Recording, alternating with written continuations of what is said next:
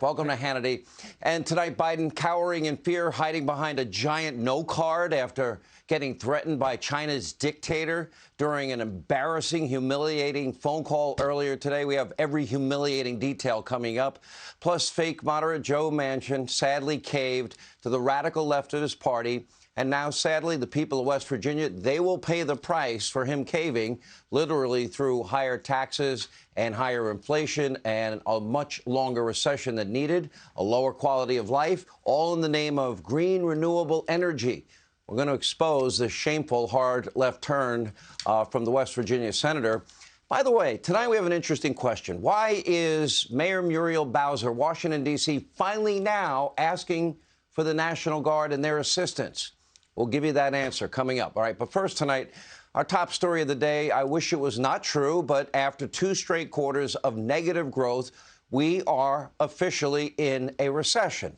In 2020, this was the very definition of a recession. Look at that. According to CNN and CNBC and the LA Times and the New York Times and Nancy Pelosi and pretty much every notable economist and pretty much everyone else on earth. But your mentally impaired, decrepit old president knows better. According to Joe, we're definitely not in a recession, in spite of actually having 2 consecutive quarters of negative growth. Take a look.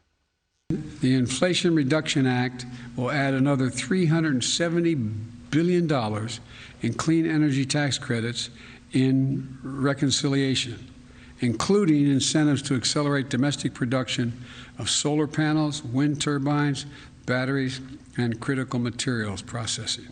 That doesn't sound like a recession to me. Thank you very much.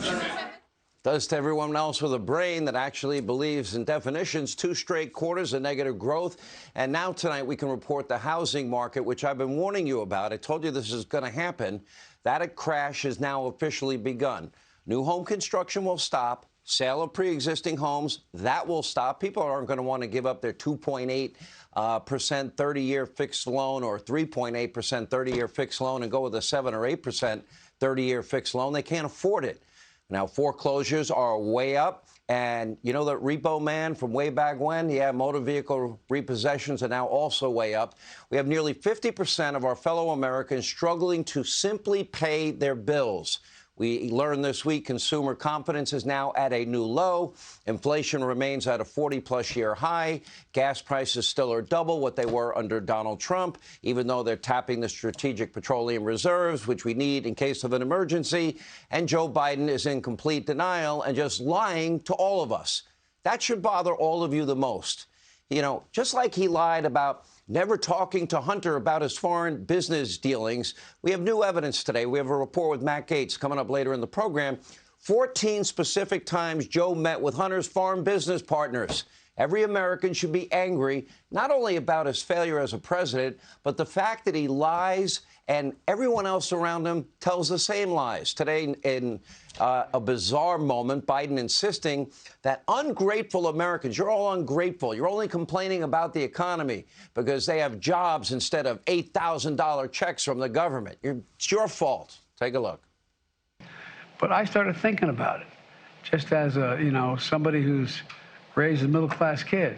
One year, even though you didn't have the job you have now, even though you didn't get a raise that year, the difference between having a job, having a 5% raise or whatever, 3, 5, 7, whatever it happens to be, in the face of inflation, the price of the pump, although that's down every day so far, but, it's like, whoa, I feel worse off. But then again, I didn't get a check for $8,000 from the government. They just, among other things. Does that make any sense to anybody, or is it just me? No, Joe, it doesn't make sense. It's sort of like Pete Buttigieg this week. More pain at the pump. We have more benefit from more pain that you experience.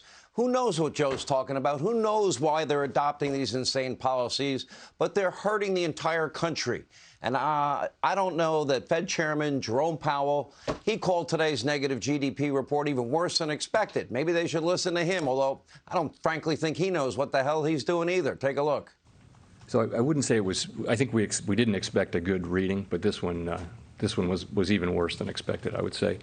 I don't talk about my own personal estimate of what the terminal rate would be. I will write down that it's going to evolve. It's obviously it has evolved over the course. I think for all participants, it has evolved over the course of the year as we learn how persistent inflation is going to be. Every American needs to take note here. None of this is good, but as per usual, Joe Biden and all the hacks and advisors around him, they just refuse to tell the truth, which, again, is nothing new. Joe was in denial. Remember about Afghanistan? He lied. What a great success. We still have Americans behind enemy lines. It's nearly 1 full year, day 348 since he abandoned them. We have our Department of Homeland Security Secretary, Mayorkas, saying last week, the border's secure. It's anything but secure, just the opposite. Now, Joe lied about the Russian buildup of Russian troops around Ukraine. No, that doesn't necessarily mean that he's going to invade. Wrong again. They lied about the supply chain. They lied about not being warned about the baby formula shortage. They lied repeatedly about the causes of spiking gas prices. They caused the price spike because they artificially reduced the world's supply. They lied over and over and over again. Inflation is transitory.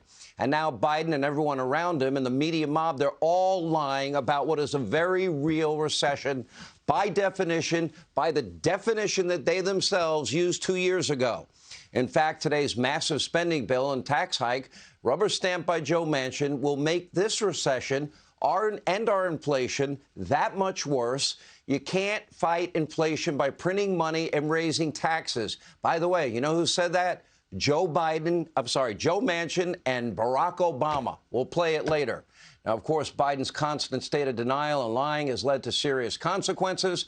Americans have died. We have others left and abandoned in Afghanistan. Europe is at war. Fentanyl is pouring across our borders. Human trafficking inside the U.S. is at an all-time high. And now Americans are being crushed by Joe's inflation, his record-high gas prices, and a brand-new recession. So it's time for all of them to stop spinning, stop lying, and admit to the truth. And if you can first admit to the truth, it shall set you free. And maybe you'll start thinking about a course correction. Go back to securing our border. Go back to energy independence policies. We need a massive change in direction. Your policies are failing the American people. Hey, Sean Hannity here. Hey, click here to subscribe to Fox News YouTube page and catch our hottest interviews and most compelling analysis. You will not get it anywhere else.